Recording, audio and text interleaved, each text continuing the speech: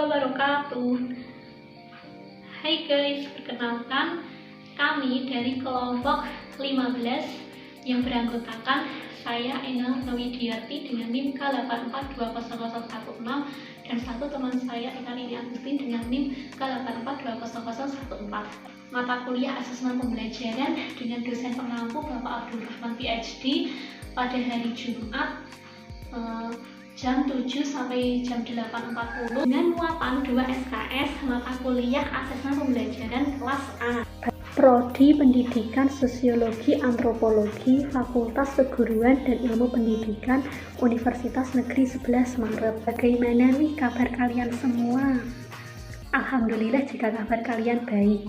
Nah, sebelum memulai materi pada hari ini, alangkah baiknya kita berdoa terlebih dahulu.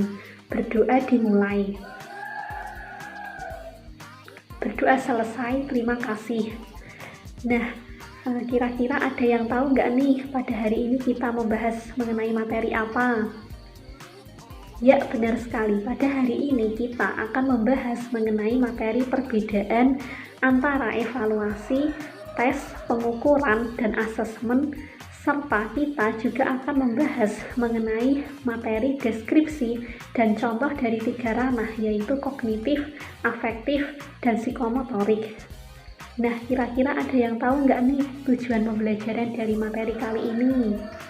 Ya, benar sekali. Tujuan pembelajaran dari materi kali ini yaitu yang pertama, diharapkan setelah mempelajari materi ini, siswa mampu menganalisis dan memahami apa saja perbedaan dari tes, evaluasi, pengukuran, dan asesmen yang dilihat dari aspek manfaat, bentuk, jenis, unit analisis, sasaran, instrumen, dan waktu. Kemudian yang kedua, setelah mempelajari materi ini, diharapkan siswa mampu untuk menganalisis, deskripsi, dan contoh dari 3 ranah, yaitu ranah kognitif, afektif, dan psikomotorik.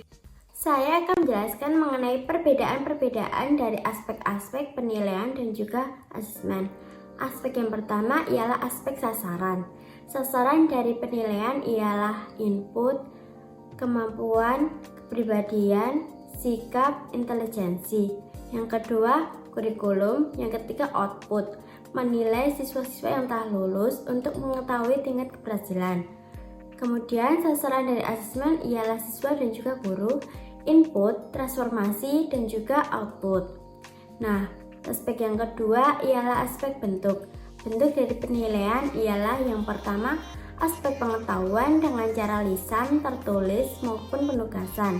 Yang kedua ialah aspek menilai diri sendiri, menilai sesama teman, menilai diri sendiri, dan observasi.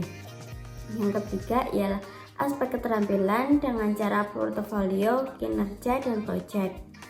Kemudian bentuk dari asesmen ialah asesmen formal, asesmen informal, asesmen performa, dan juga asesmen tradisional.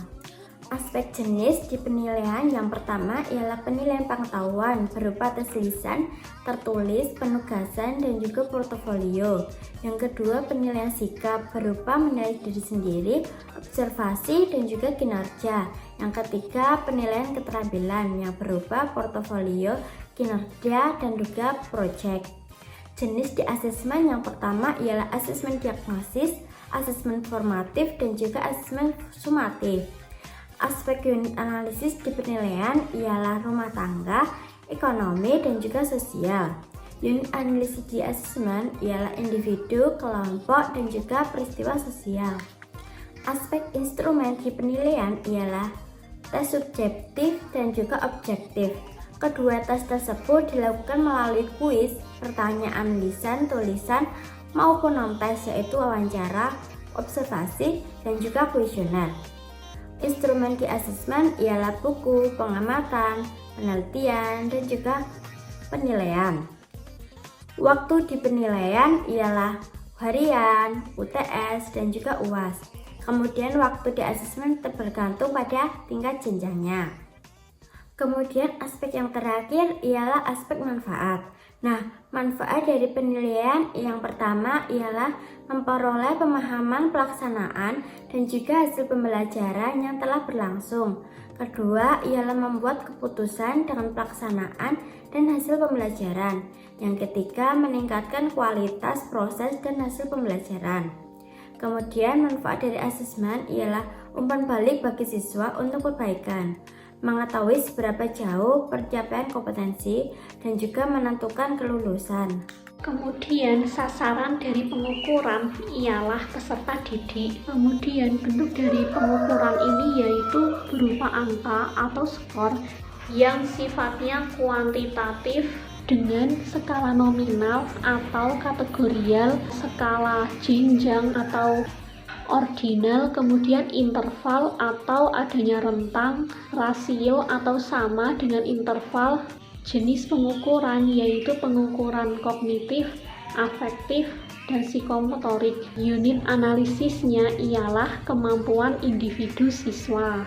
Kemudian instrumen dari pengukuran yaitu tes, dan waktu pengukuran ialah ketika ingin mengukur kompetensi atau hasil belajar siswa.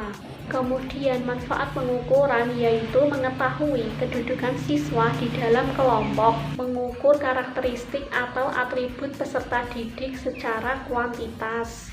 Sasaran dari tes ini ialah para peserta didik. Bentuk dari tes yaitu pertanyaan-pertanyaan yang memiliki jawaban benar. Kemudian jenis tes yaitu jenis tes lisan, tes tertulis, dan tes keterampilan atau uraian dan bersifat objektif. Unit analisis tes yaitu pemahaman yang dimiliki oleh setiap individu siswa masing-masing. Instrumen tes yaitu butir soal. Kemudian waktu tes ialah ketika ingin mengetahui kemampuan yang dimiliki oleh siswa dalam periode waktu tertentu. Kemudian manfaat tes ialah memahami gambaran umum karakteristik siswa. Kemudian juga mengetahui kemampuan yang dimiliki oleh siswa dalam periode waktu tertentu atas suatu materi tertentu sehingga guru dapat mengetahui di mana kesulitan yang dihadapi oleh anak. Ranah asesmen simulasi kognitif yaitu yang pertama pengetahuan. Pengetahuan ialah kebenaran, fakta, ataupun informasi yang didapatkan atau diperoleh melalui pembelajaran. Contoh pengetahuan ialah ketika seseorang mencoba mencicipi sebuah masakan yang baru, kemudian ia memperoleh pengetahuan berupa rasa, aroma, dan bentuk masakan tersebut. Kemudian yang kedua ialah pemahaman. Pemahaman ialah kemampuan seseorang untuk mengerti atau memahami mengenai sesuatu, kemudian untuk diketahui dan diingat. Contoh dari pemahaman yaitu siswa memahami suatu konsep, arti yang fakta dan situasi yang diketahuinya. Kemudian siswa tersebut dapat menyajikan kembali ke dalam bentuk lain secara sistematis. Aplikasi ialah subkelas perangkat lunak komputer yang dibuat khusus dengan memanfaatkan kemampuan komputer secara langsung untuk melaksanakan suatu fungsi bagi pengguna atau aplikasi yang lain. Contohnya yaitu game, periklanan, pelayanan masyarakat, dan aktivitas niaga. Analisis ialah aktivitas yang terdiri dari serangkaian kegiatan seperti membedakan, memilah, mengurai sesuatu untuk diklasifikasikan menurut syarat dan kriteria tertentu, kemudian dicari hubungannya, kemudian ditafsirkan maknanya. Contoh dari analisis ialah analisis unsur intrinsik. Yang selanjutnya ialah sintesis, yaitu menyatukan dua atau lebih bagian menjadi satu kesatuan baik menggunakan proses alami maupun desain. Kemudian selanjutnya ialah evaluasi. Ialah proses yang menyediakan informasi sejauh mana suatu kegiatan tertentu telah dicapai dan bagaimana perbedaan itu dicapai dengan suatu standar tertentu dan mengetahui apakah terdapat selisih di antara keduanya. Contoh evaluasi seperti tes subjektif dan tes objektif. Kemudian di ranah asesmen yaitu di simulasi afektif, terdapat penerimaan atau receiving. Ini merupakan aspek yang menekankan adanya stimulus atau rangsangan dari luar. Rangsangan tersebut dapat berupa situasi, masalah, atau gejala lain. Contohnya yaitu datang ke kelas tepat waktu, tidak pernah mencontek.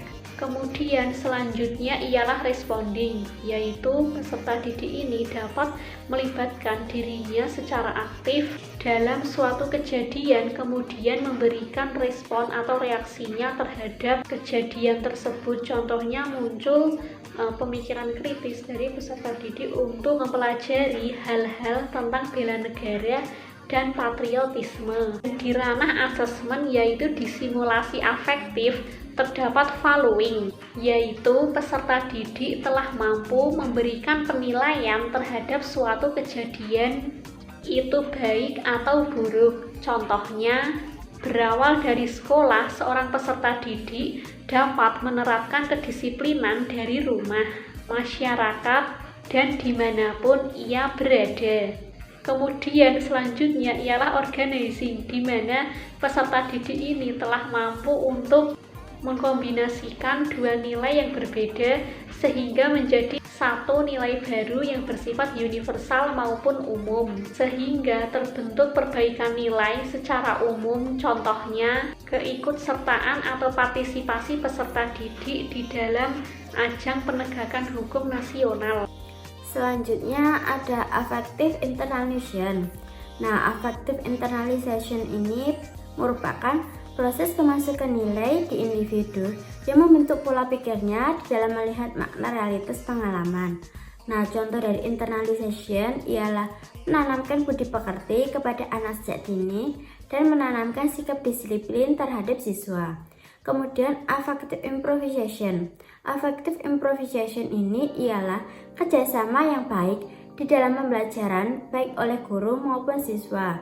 Contohnya ialah seorang guru menjelaskan materi kepada siswa, kemudian guru tersebut memberi contoh yang begitu konkret mengenai materi tersebut. Selanjutnya ada ranah asesmen yaitu simulasi psikomotorik. Psikomotorik yang pertama ialah gerakan refleks. Gerakan refleks merupakan gerakan yang terjadi secara spontan tanpa ada proses berpikir. Contohnya ialah bersin. Yang kedua ialah gerak dasar. Gerak dasar merupakan gerak yang mudah ditebak dan umum. Contohnya ialah berlari dan lompat. Selanjutnya ada perseptual visual audiovisual. Gerakan ini lebih halus dari gerakan refleks dan juga gerakan dasar yang dibantu oleh kemampuan perseptual. Contohnya bermain hula hoop, menggerakkan hula hoop dengan menjaga keseimbangan.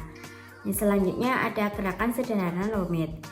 Gerakan ini merupakan gerak fisik yang efisien dan berkembang dari kemampuan belajar. Contohnya ialah berlari.